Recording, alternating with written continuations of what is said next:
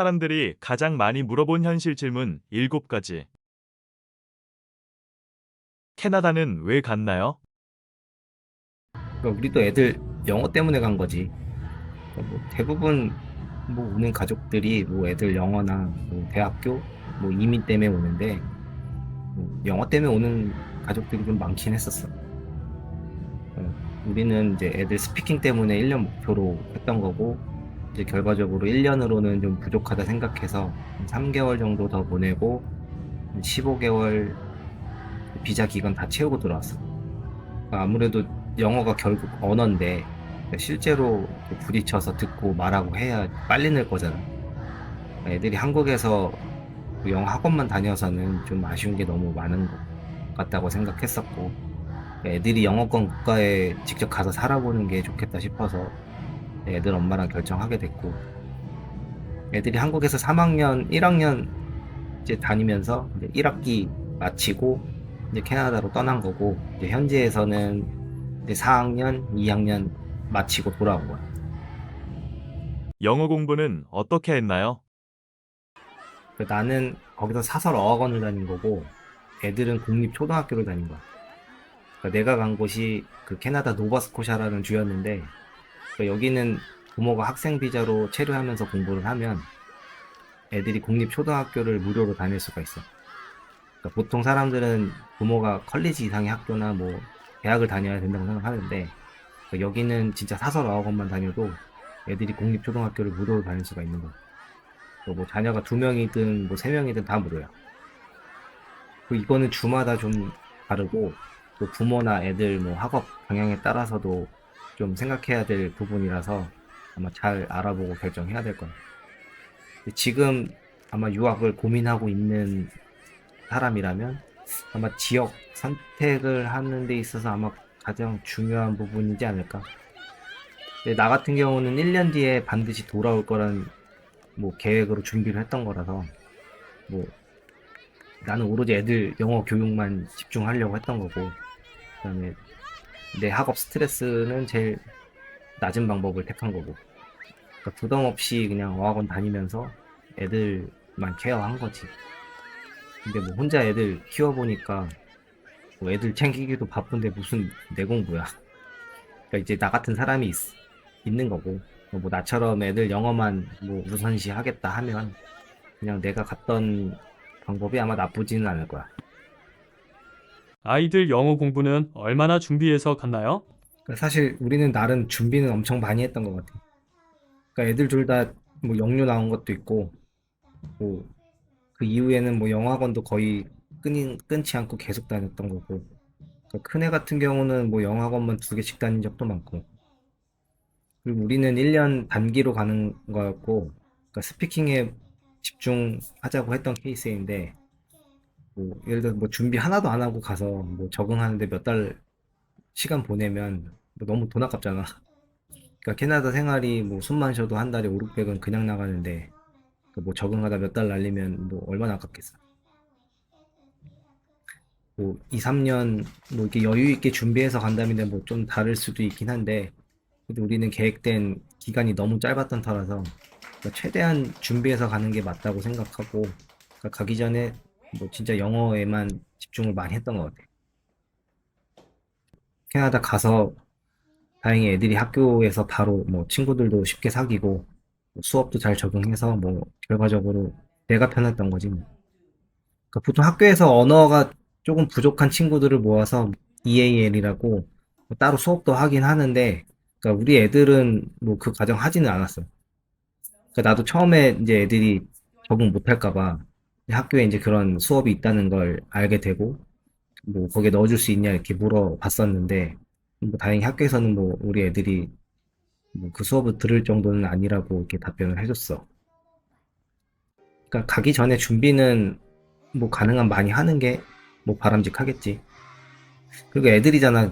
뭐 대부분 뭐 초반에 뭐 언어적인 문제로 적응하기 어려우면 뭐 친구들 사귀는데 좀 지장이 있지 않을까 생각도 드는데 근데 또 한편으로는 뭐 대부분 그러니까 아이들이라서 그 적응 자체는 다 잘하는 것 같고 뭐 지금 시간이 지나서 느끼는 건데 뭐 영어도 영어인데 사실 애들이 성격이 더 중요한 것 같아.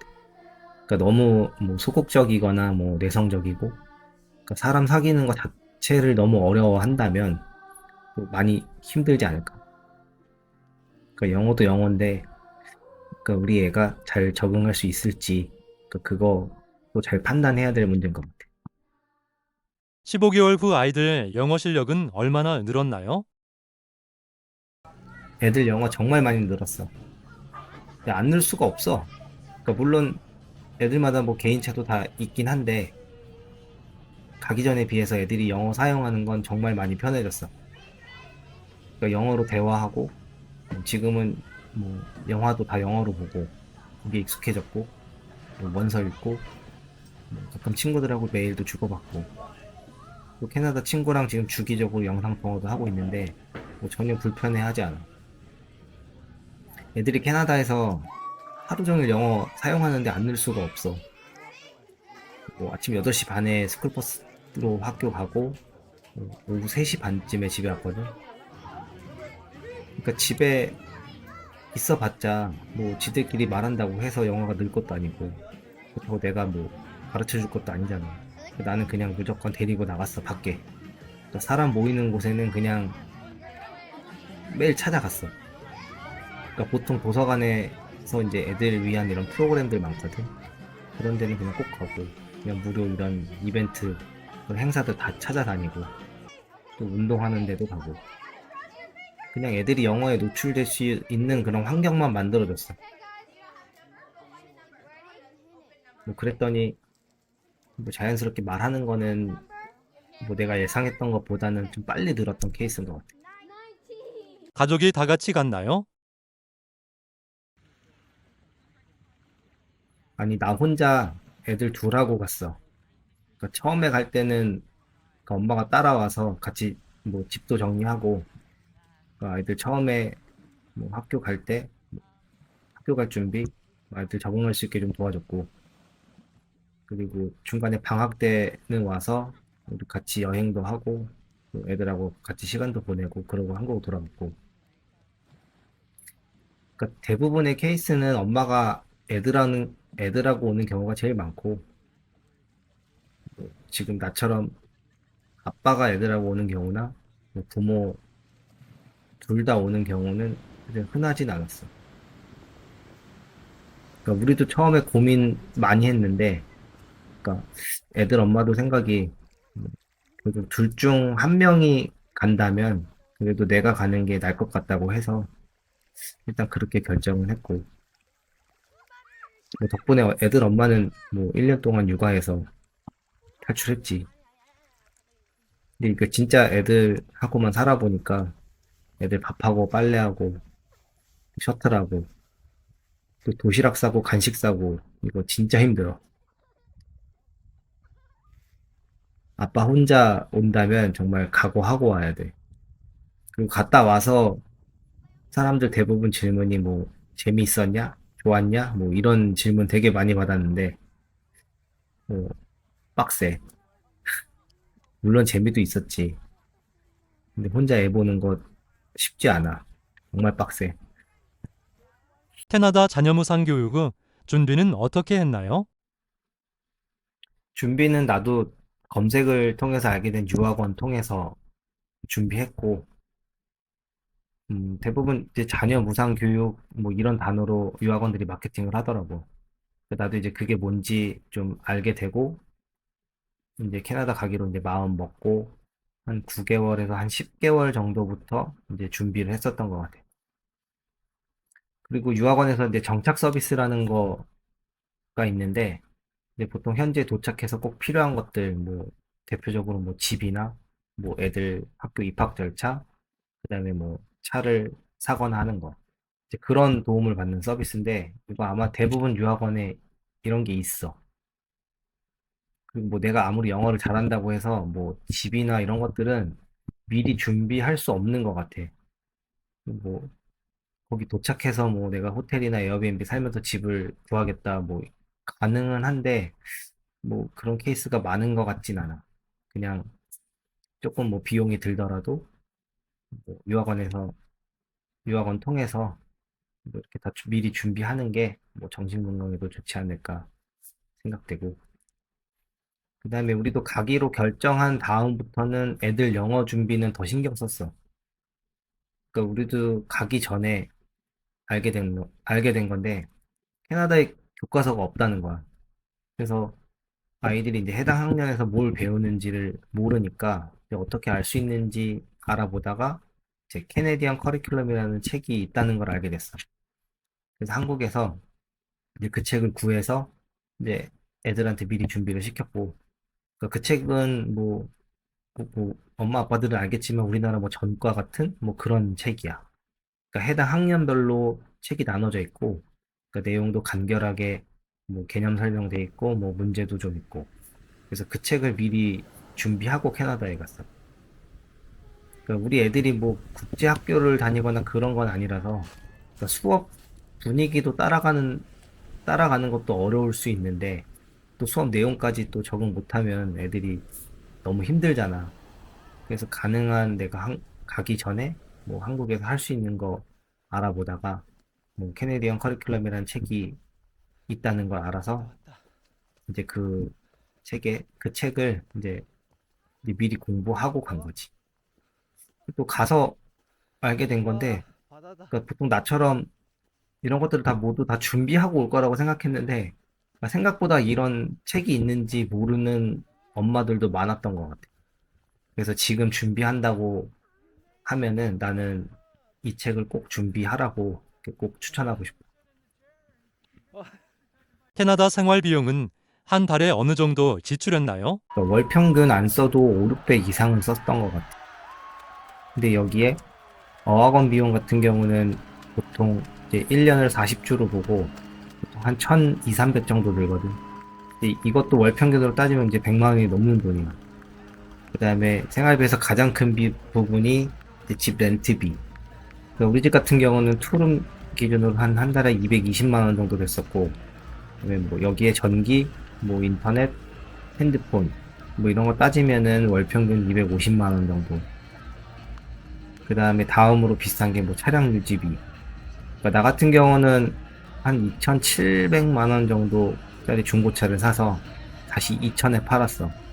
그러니까 감가된 거 따져보면 뭐 차에만 쓴 비용이 월 평균 한 60만 원, 뭐 그 이상 지출됐고, 그다음에 문제는 차 같은 경우는 보험이 진짜 비싸. 그러니까 내가 탔던 차는 이제 뭐 4년 된 뭐 혼다 시빅 세단 중고였는데 보험료가 1년에 한 350만 원 정도였어. 그러니까 당시에 나도 이게 너무 터무니없다고 생각을 해서 주변에 물어봤는데 뭐 적게는 200 중후반에서 뭐 많이 나온 사람들은 뭐 400도 넘더라고. 그러니까 물론 뭐 차마다 뭐 다르다곤 하는데 주변에 평균 차 보험료로 냈던 것들 보면 한 300, 대부분 한 300 중반 정도 이렇게 지출했던 것 같아. 그 다음에 차 같은 경우 또 겨울엔 여기 꼭 윈터 타이어를 꼭 써야 되거든. 근데 나 같은 경우는 좀 돈 아낀다고 해서 타이어는 뭐 인터넷으로 구매를 해서 한 90만 원 정도 들었고, 그 다음에 나머지는 뭐 오일 교체나 뭐 기타 소모품 그런 유지비 정도. 그리고 다음 식대. 여기 외식 물가는 진짜 비싼 것 같아. 그러니까 왜냐면 세금을 더한 값에 다시 또 팁을 줘야 되는데, 보통 뭐 세금 15%에 뭐 최소한의 팁 15% 합치면 뭐 대략 2만 원짜리 뭐 주문을 하면 뭐 세금하고 팁 다 붙고 한 2만 6, 7천 원 정도 되는 거야. 그러니까 3명에서 세 가지 메뉴 시키면은 그냥 6, 7만 원 정도는 그냥 썼던 것 같아. 그렇다고 뭐 외식 많이 안 한다고 해서 뭐 한식 재료 자체도 많이 비싸잖아. 뭐 그런 것만 써도 뭐 한 달 식비 뭐 100만 원에서 120 정도는 그냥 썼던 것 같고, 전체 연평균 따졌을 때 뭐 한 130, 40? 그 정도 식비로 들어가는 것 같아. 그 애들 도시락이랑 간식을 맨날 싸야 되니까 뭐 아끼는데도 좀 한계가 있어. 뭐 과일이나 이런 거 여기도 다 수입이기 때문에 과일은 다 비쌌던 것 같아. 그리고 들어갔던 돈이 사교육. 여기서도 뭐 학교 다니고 뭐 방과 후에 아무것도 안 할 수는 없잖아. 그러니까 우리 애들 같은 경우는 뭐 걸가이드, 뭐, 뭐 예전 우리나라 걸스카우트랑 뭐 같은 건데 뭐 이런 활동하면서 뭐 돈 들어가고 그다음에 애들 부족한 거 영어 튜터링 시키고 그다음에 뭐 별도로 또 댄스 학원도 다녔고 뭐 합창단 활동도 하고 그리고 방학 같은 경우 또 애들이 집에만 있을 수 없잖아. 또 영어를 해야 되니까 또 밖에 나가서 활동을 해야 되는데 그런 다른 사설 프로그램 같은 거 보내면 뭐 주당 뭐 적게는 22만 원 해서 뭐 대략 20만 원 후반 정도?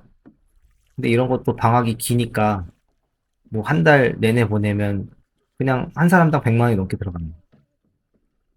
그래서 이런 사교육비 다 따지면은 뭐 월 평균 그냥 5, 60 그 이상은 쓴 것 같아. 그리고 나머지는 뭐 여행비. 아, 그리고 캐나다까지 왔는데 또 여행 안 갈 수가 없잖아. 그러니까 여기 나라가 워낙 크다 보니까 뭐 몇 개 주만 이동을 해도 거의 우리나라에서 뭐 동남아 해외여행 가는 거랑 비슷한 비용 나오거든. 그래서 우리 같은 경우도 뭐 크리스마스나 뭐 기타 방학 전후 그리고 뭐 애들 엄마 왔을 때 뭐 이렇게 여행 다니다 보면 그냥 한국에서랑 똑같은 것 같아. 그냥 뭐 세 명에서 여행 다니면 몇백 쓰는 거 우습고 뭐 그렇게 따지다 보니까 뭐 여행비 빼고는 뭐 월 평균 6, 700 정도 쓴 것 같고 기타 뭐 이런 큰 여행비들 그렇게 지출했던 것 같아. 또 다른 이야기는 다음 영상에서 이어갈게요. 구독, 좋아요 부탁드립니다.